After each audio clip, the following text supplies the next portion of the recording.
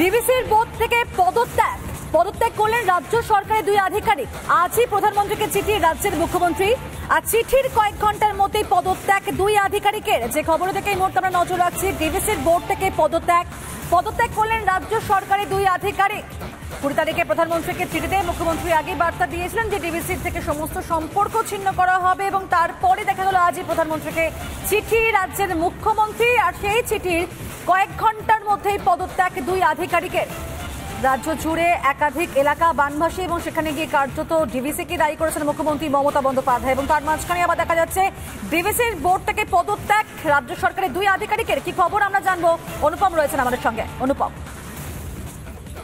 দেখো, 20 তারিখে মমতা বন্দ্যোপাধ্যায় প্রধানমন্ত্রীকে যে চিঠি দিয়েছিলেন সেখানে তিনি উল্লেখ করেছিলেন যে ডিভিসির সাথে সব রকম সম্পর্ক তিনি ছিন্ন করবেন, কারণ ডিভিসি যেভাবে জল ছাড়ছে এবং তাতে দক্ষিণবঙ্গে বিভিন্ন জেলা প্লাবিত হচ্ছে তাতে বেশ কিছুটা ক্ষুব্ধ ছিলেন মুখ্যমন্ত্রী। আজকেও প্রধানমন্ত্রীকে তিনি চিঠি দিয়েছেন, এবং কিছুক্ষণ আগে যেটা জানা যাচ্ছে যে রাজ্যের দুই আধিকারিক যারা ডিভিসি বোর্ডের মধ্যে ছিলেন সেই দুই আধিকারিক তারা পদত্যাগ করেছেন, এবং সেই পদত্যাগপত্র তারা পাঠিয়ে দিয়েছেন।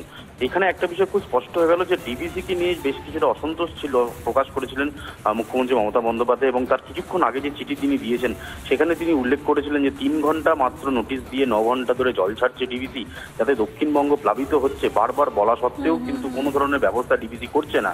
এই পরিপ্রেক্ষিতে কিছুক্ষণ আগে প্রধানমন্ত্রীকে চিঠি দিয়েছেন। এবার রাজ্যের দুই আধিকারিক তারা সেই চিঠির কয়েক ঘন্টার মধ্যে পদত্যাগ দুই আধিকারিকের। নজর রাখবো আমরা খবরের দিকে। ধন্যবাদ অনুপম।